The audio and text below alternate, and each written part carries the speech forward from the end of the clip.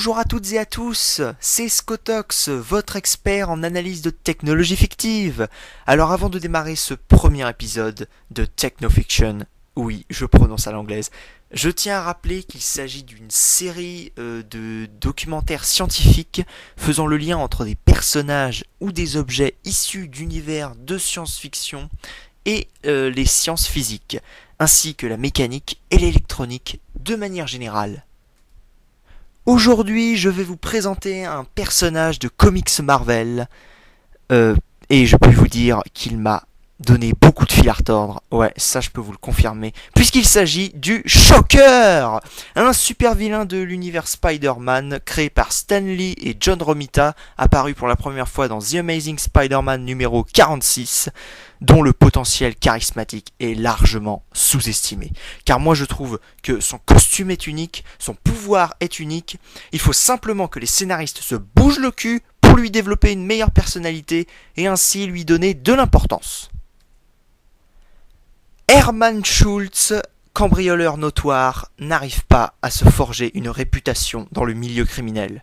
Au bout de sa troisième arrestation, il décide de mettre ses talents de bricoleur au service de son évasion et fabriqua un dispositif de projection d'ondes de choc. Une fois libre, il miniaturisa l'engin pour le faire tenir dans 2 gants métalliques et créa un costume au tissu rembourré pour atténuer les effets vibratoires sur son corps. Il utilisa ainsi cette technologie pour percer les coffres de banque pour s'en mettre plein les poches. Ce personnage fut très bien popularisé auprès des fans grâce aux différents jeux vidéo Spider-Man. Et pour notre analyse, nous nous intéresserons aux images du bonhomme dans Spider-Man 2 sur PlayStation 2 et dans The Amazing Spider-Man 2 sur PS3 et Xbox 360. Faisons la liste rapide des capacités de son attirail. Une paire de gants projetant de l'air à haute pression, un costume rembourré pour lutter contre les vibrations, de lourdes bottes pour contrer le recul de l'arme et l'alimentation électrique nécessaire au niveau de sa ceinture. Avant que nous tentions de fabriquer théoriquement cet équipement, je vais me permettre de vous rappeler ce qu'est une onde de choc, ainsi que du très peu connu dispositif médical EMS. Une onde de choc est une transition brutale entre 2 états différents de l'atmosphère par rapport à la pression, la température, etc. Par exemple, lors d'une explosion, il s'agit d'une réaction chimique entre 2 composés qui émet une énorme quantité de chaleur en très peu de temps. Cette chaleur soudaine va fournir vraiment beaucoup d'énergie aux molécules de l'atmosphère, et celles-ci vont vibrer de manière extrêmement forte. Ainsi, la masse d'air autour de l'explosif va se diluer brutalement, car les molécules se bousculent les unes des autres, et cette dilution soudaine, entre guillemets, va aussi bousculer brutalement les masses d'air aux alentours. C'est justement cette bousculade qu'est l'onde de choc. Donc, théoriquement, il nous faudrait un dispositif portatif pouvant contenir l'explosion d'une charge C4 afin de reproduire les effets du comics. Nous devrions avoir besoin d'un métal léger, isolant thermique, mais surtout très résistant au souffle de l'explosion. Or, les liaisons mécaniques et l'électronique de l'appareil qui seront nécessaires ne pourraient pas résister à une telle puissance, confinée dans un si petit compartiment. Il faudrait donc rediriger vers l'extérieur l'onde de choc, et je ne sais pas par quelle complexité scientifique on pourrait arriver à ça. Non, franchement, sur ce terrain-là, moi, j'abandonne. C'est pourquoi je vais vous parler d'un engin déjà existant qui émet ce genre d'onde, mais de manière microscopique.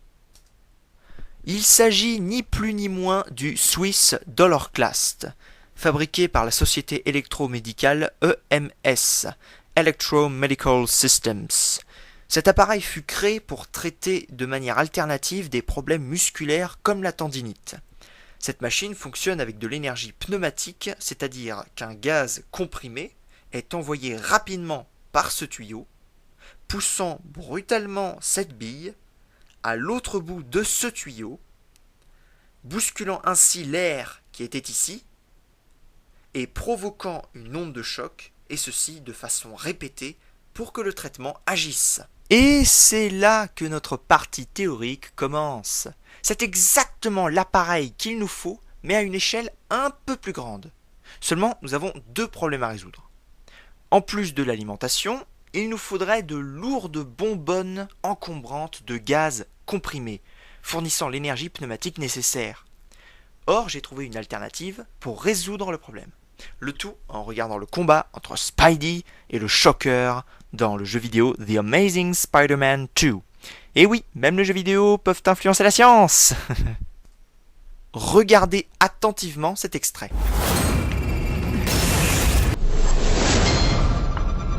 Vous avez vu? On remarque clairement que l'air autour du vilain est littéralement aspiré vers ses gants. Il suffirait alors de mettre en place un moyen sophistiqué de ventilation permettant à l'arme d'absorber suffisamment d'air. L'ennui, c'est qu'une fois absorbée, la bille, que l'on voit ici, doit être repoussée vers l'autre côté du tuyau. Une force pneumatique ne suffirait pas, comme nous l'avons dit précédemment, mais plutôt une force électromagnétique.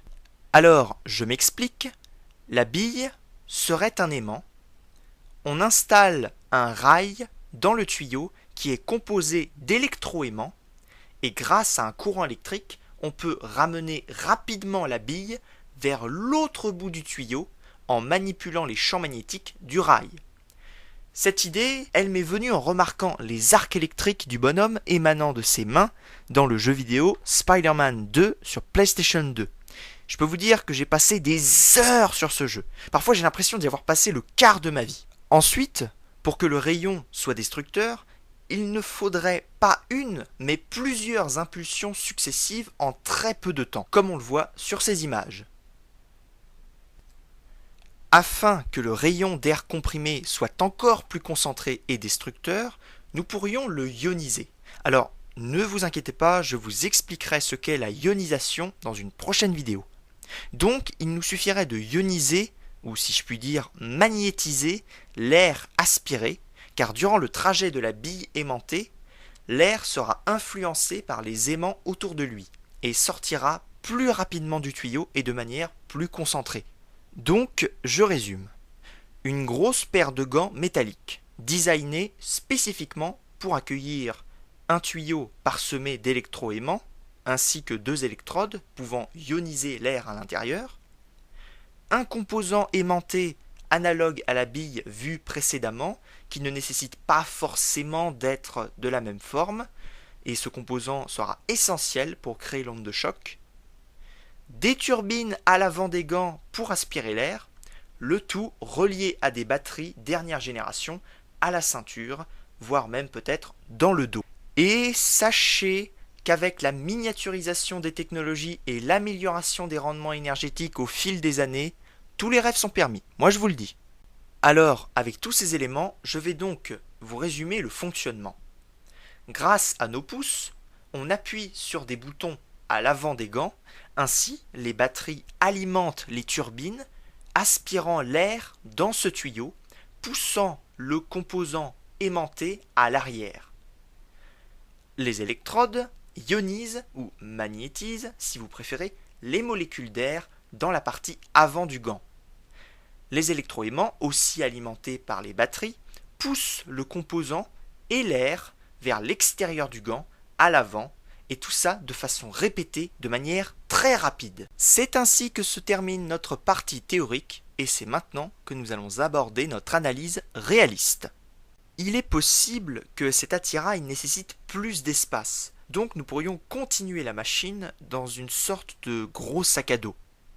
De même, pour les mécanismes et l'électronique à l'intérieur des gants, il est nécessaire qu'ils soient peut-être un peu plus gros que dans les comics, comme sur cette image tirée du jeu vidéo The Amazing Spider-Man 2. Et si nécessaire, nous pourrions créer un vêtement à la structure spéciale au niveau des tissus permettant d'absorber les vibrations de l'engin et des bottes lourdes pour protéger le porteur des reculs dus au choc, si vous voulez bien sûr. On s'est surtout concentré sur les gants à ondes de choc. Pour les batteries, j'opterais pour des nanotubes de carbone pouvant contenir beaucoup plus d'électrons. Une technologie expérimentale très prometteuse, je trouve. Et pour protéger les composants électroniques, il faudrait mais vraiment bien les fixer sur l'attirail, voire même y ajouter de la mousse pour amortir les effets vibratoires de l'engin. Il est possible que les turbines aspirant l'air dans les gants puissent gêner celui-ci lorsqu'il ressort. Il faudrait alors les placer ailleurs sur les gants. Quant au fait de contenir une grosse explosion dans un espace si petit et restreint, comme nous l'avions vu au début de la vidéo, vous l'aviez compris, il y a trop de difficultés techniques. Alors, de mon point de vue, je ne pense pas que cela défoncera des coffres de banque, car il faut savoir que Monsieur Lee et Romita n'ont fait qu'enjoliver le principe du canon à air comprimé. Et pour pouvoir percer un blindage, il nous faudrait un canon aux tailles disproportionnées. Mais dans la SF, ce qui est théoriquement possible nous fait rêver et parfois devient réalité des décennies plus tard. Alors imaginez ce que vous feriez avec ces gants à ondes de choc. Juste pour anecdote d'ailleurs, quand le choqueur les pointe vers le sol, ils sautent de manière vertigineuse.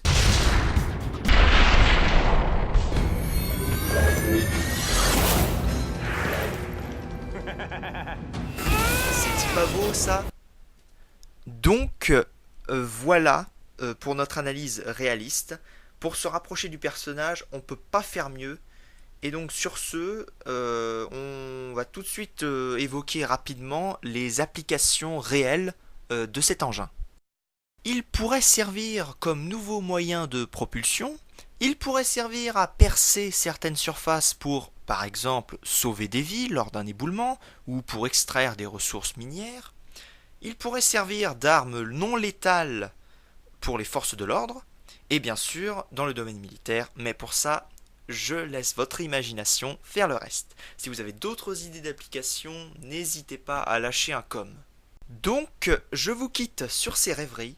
Je vous mettrai dans la description un lien vidéo et un fichier PDF parlant de l'appareil EMS que nous avons vu précédemment. Un lien vidéo vers un canon à air comprimé assez badass, un lien vers la biographie du Shocker sur le site Marvel World, un lien vidéo vers le combat du Shocker, et enfin quelques liens vers des images, des concept art. Alors j'essaierai aussi de vous mettre un lien vers une vidéo ou bien un site parlant justement des ondes de choc, et peut-être même de la ionisation, mais nous en reparlerons une autre fois. Alors, les animations, les dessins et le montage m'ont pris du temps et de la patience, donc respectez ça, s'il vous plaît. Alors, j'ai de nouvelles idées pour les prochaines vidéos. Je compte peut-être faire des hors-séries où je réunis des personnages tournant autour du même sujet, par exemple l'armure exosquelette d'Iron Man, du Rhino, etc. Ou bien je ferai des épisodes réunissant ceux dont les explications scientifiques seront très rapides. Le prochain épisode sera diffusé fin octobre ou début novembre. Sur ce, vous avez dû entendre ça souvent, plein de fois, et pour mon plus grand plaisir, je me permets de le rappeler. Abonnez-vous à ma chaîne, likez, commentez, partagez cette vidéo et les autres. Je vous dis bye, prenez soin de vous et la suite au prochain numéro.